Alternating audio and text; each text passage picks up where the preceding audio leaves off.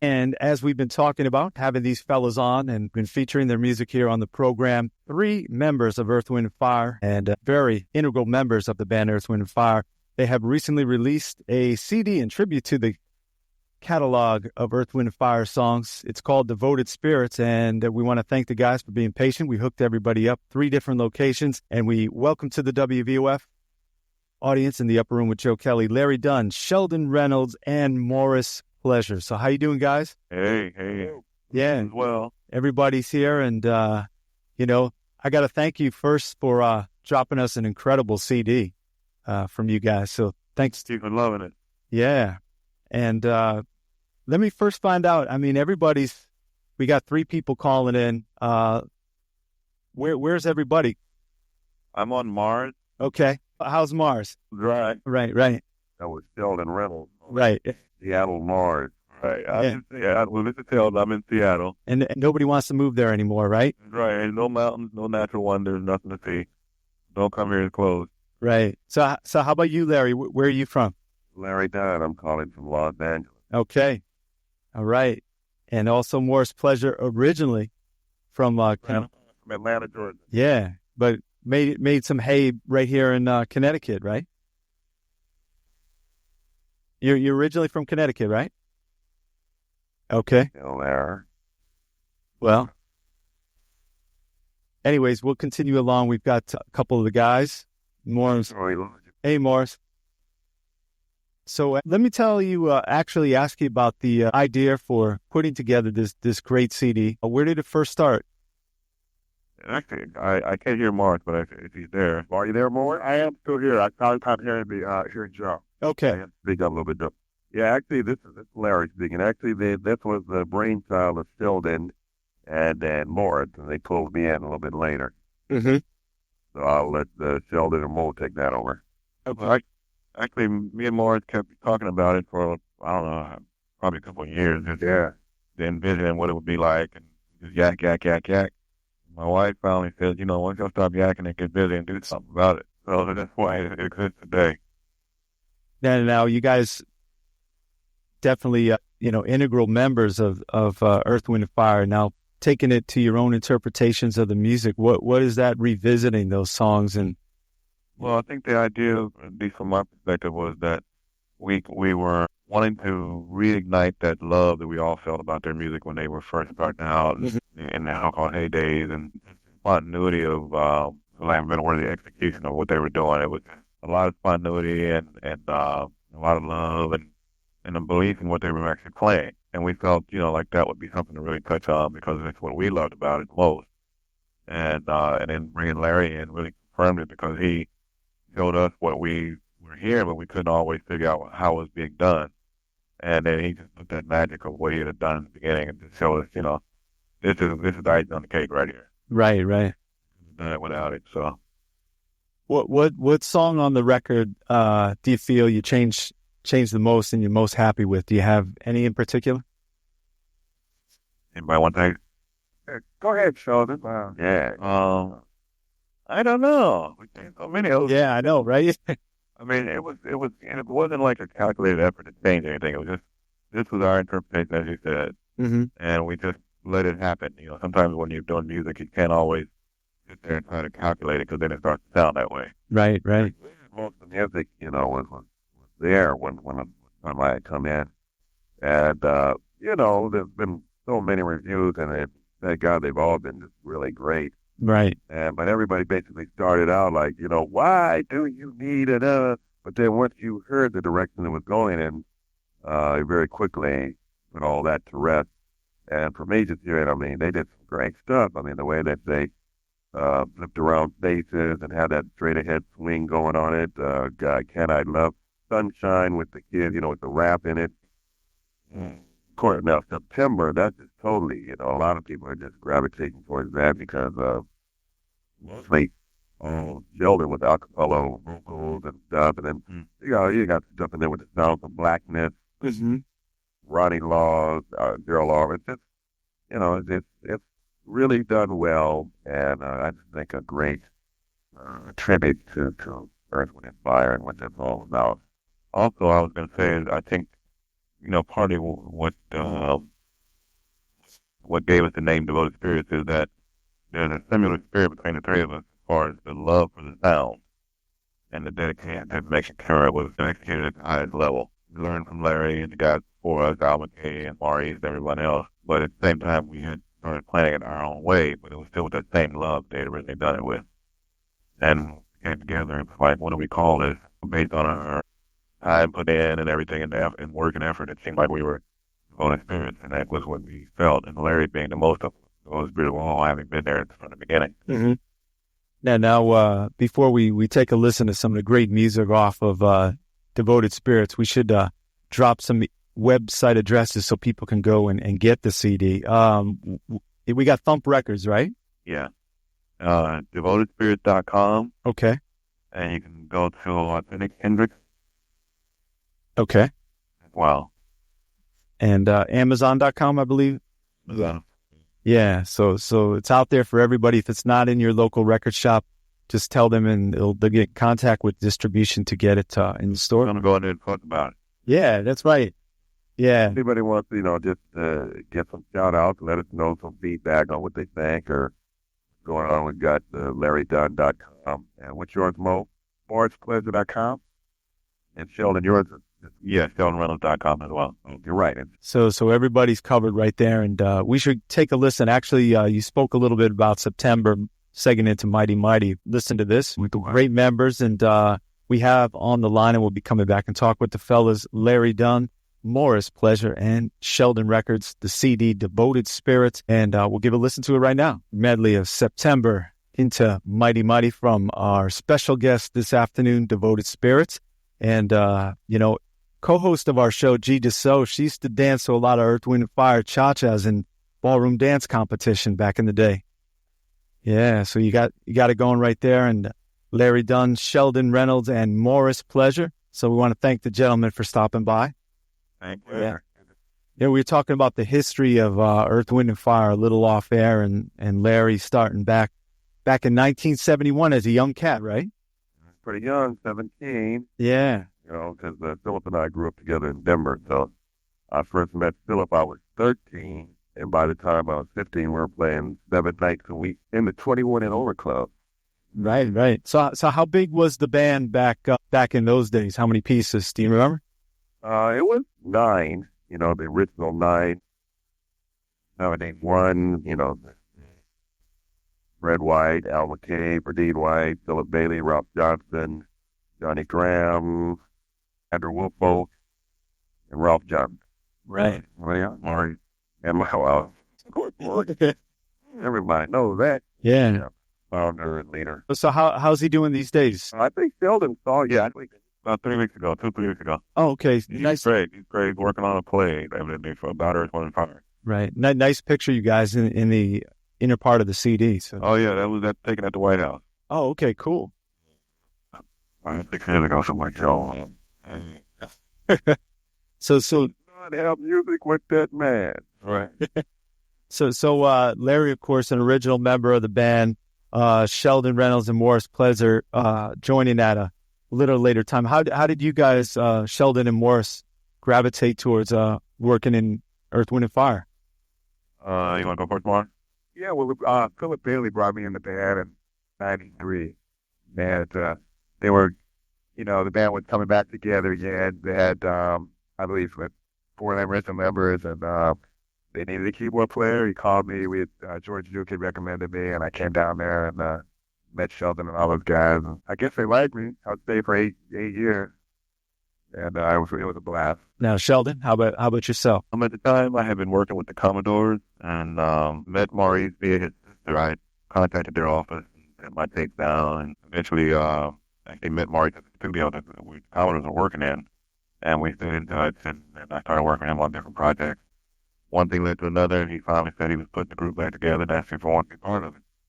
And thank God I said yes. Right, yeah. I mean, our listeners who have seen Earth, Wind, and Fire in concert through the years definitely know this is one of the most spectacular and talented bands. How about you guys preparing those big concerts? A lot of rehearsal, I'm sure, right? Yeah. Oh, yeah. Well, back today when we started doing that, because one day switched over from Warner Brothers to, actually, that deal was all right.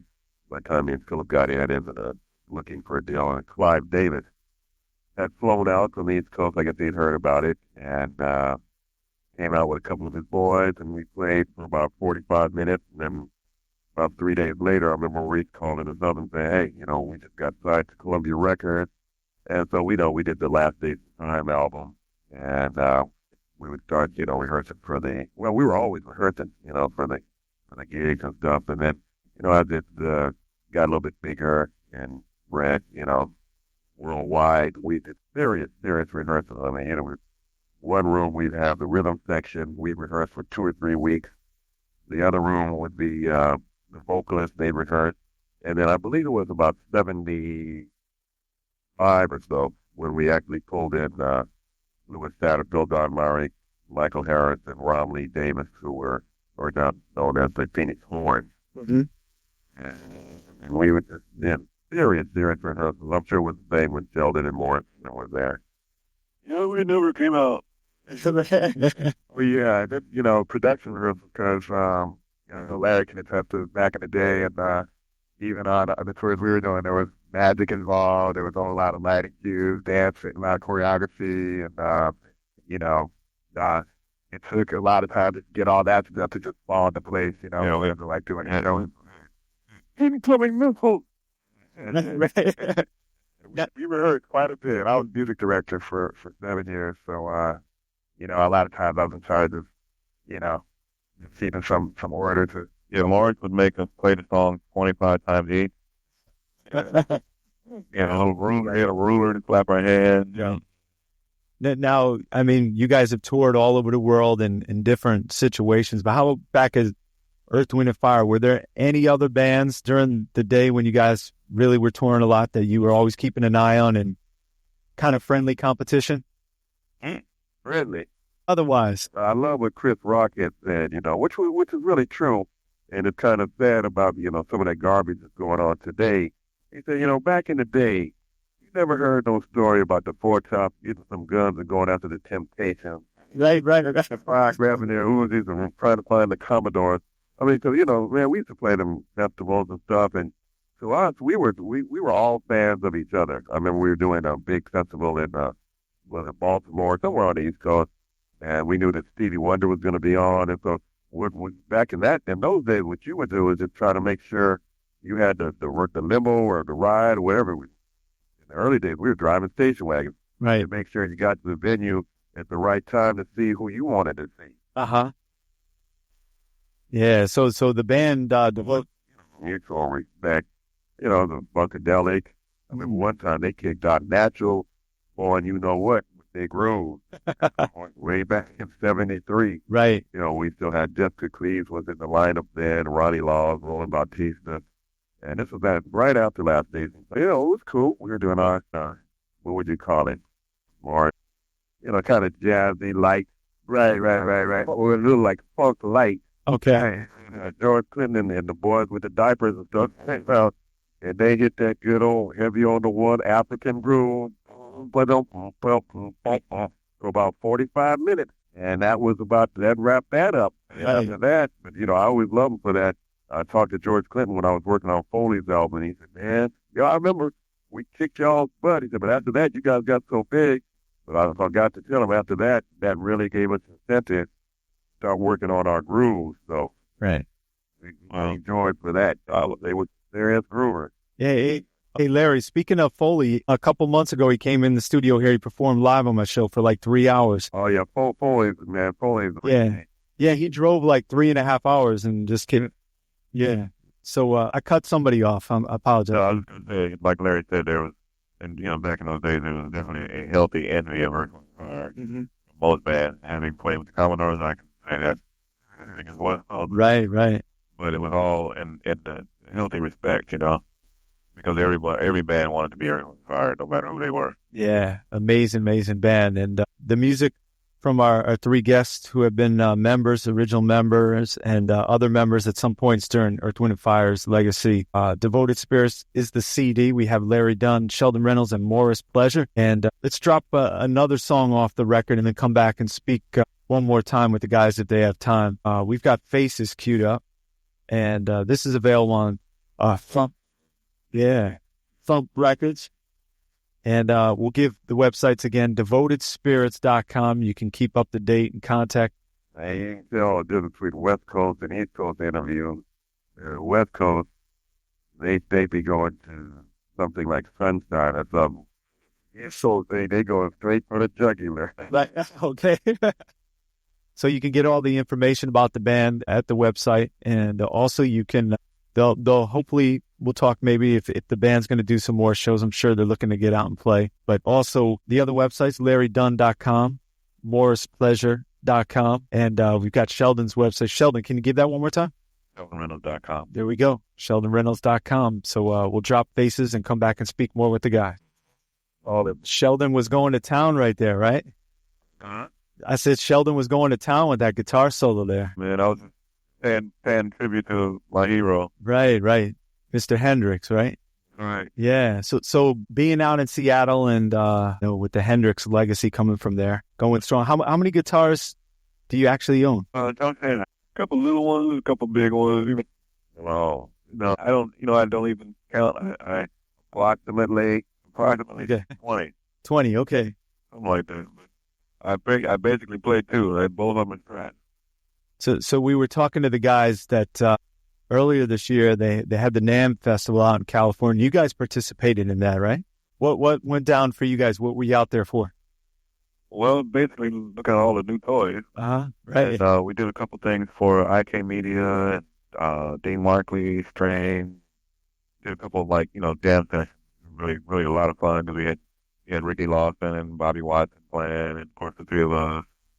One show we had John Blackwell came in and jammed with us, and that was unbelievable. Oh yeah, and sax. Randy Ellis. Randy Ellis. Yeah, man. We had to call, and sometimes your first choice can't make it, then you still got some other guys. He's gonna kick it too. So right. No, let me take the mild approach. You don't know when to lay out, so he got to get out. So if you just tuned in, our special guest right now, three guys who have been part of the Earth, Wind, and Fire musical legacy. Mr. Larry Dunn, original member with the band, Sheldon Reynolds, and Maurice Pleasure. Maurice is originally from Guilford, now making his home back down in Atlanta, and Sheldon Reynolds out in Seattle, but don't tell anybody. Larry Dunn, yeah, and Larry Dunn out in Los Angeles, where it's overcast, threatening to rain. And how about, I know you guys did a show recently at BB King's out in the LA area. How about some upcoming stuff? Are you guys looking to do an extended tour with this record? We're talking to booking agents now and trying to coordinate that whole thing, and hopefully we'll put some announcements onto the website, very soon. Mm-hmm. Yeah, next week. And we did Seattle. That was a gorgeous gig. That was up there at the Triple Door, sold out. With George Grin, we actually could have done two shows that time, but I was just there yesterday, having dinner, and they still wanted to come back and do two shows. Really? Yeah. So that was nice. So at least that, and then the BB Kings was the only two that we've done. But at least with those two, it showed us that it not only works, and it's going to work very well. So we just have to go to the process of get all that in order. And you can also go on devotedspirits.com, the official website for the guys' band Devoted Spirits. They've got pictures from that Triple Door show. Yeah. Man, that's real nice. Probably within the next week or two, there'll be some new footage as well on there. Okay. That show. So we'll have a whole new thing up there for you. Yeah, for a smaller stage, as the big Earth, Wind, Fire shows, you guys made it look real nice up there. Yeah, it was going to be. It felt right. All right. Now, I know you guys have played so many shows, but how about going back in time when you guys were learning your musical craft? Do you remember the first concert you guys ever attended? I do. Okay. My first one was James Brown. Oh, wow, man. I was about 12 years old, or 12 or 13. And, man, it was like the Steve Martin movie when I heard my first Month of Body record. I saw my first James Brown concert, and I knew this is my music. These are my people. And the first time I'd ever seen a strobe light, and they had one that must have been about as big, when you're that young, about as big as the moon. And when they turned that thing on and he would do the James Brown, it looked like he was lighting, floating across the stage. That was it for me. And I was so bold. I went up to hey, Sheldon, you guys remember the sax player, the guy that played baritone sax in the middle, and he had that gray streak in his hair? Not Mayfield, the other guy. Anyway, I walked up to him because my uncle was janitor down there at the Denver Arena, so he got me in. So I walked into this dude after the show. I must have been about 13 years old, and I talked to him. Now I play Hammond B3, and I'd love to play with James Brown. He said, if you played any other instrument but organ, we could talk. But see, James liked to play the organ. Yeah. Be on that stage one day. Right. Sure enough, I don't know. A few years later, we went back as Earth, Wind & Fire. We was down on that same stage. So, wow. Well, yeah, my first one, that's easy. I was 13 years old, Earth, Wind & Fire. Wow. And that's when I said, I know exactly what I want to do. Where was that, New Haven Coliseum? And it's actually do it, and still doing it with people I emulated. Larry Dunn is this major musical influence on me. And, now to get to work with him, it's just amazing. And I've seen Sheldon, I saw y'all too before I was in the band. I saw the Touch the World tour, and been a fan of Sheldon for a long time too. And now we're all brothers, so it's a beautiful thing for me. Yeah. Well, my first concert was Aretha Franklin. Ah, okay. Great show. Man, never heard nothing like that in my life. I must have been 9 or something. It was somewhere around there. No, I never forget we had a bad accident getting to the concert when we were driving, and thought we weren't gonna make it. We were actually like 2 blocks from the arena, and we ended up, getting everything worked out. Got to the car, worked enough to park it, and then go to the concert. And I had it down here, and I remember when we came in, she was singing like or something like that. And it was just like, I was in awe. Oh yeah, the whole Queen thing on and all the get up, and then the voice was like, as we all know, the Queen of Soul. So it was like, I was just in awe the whole time.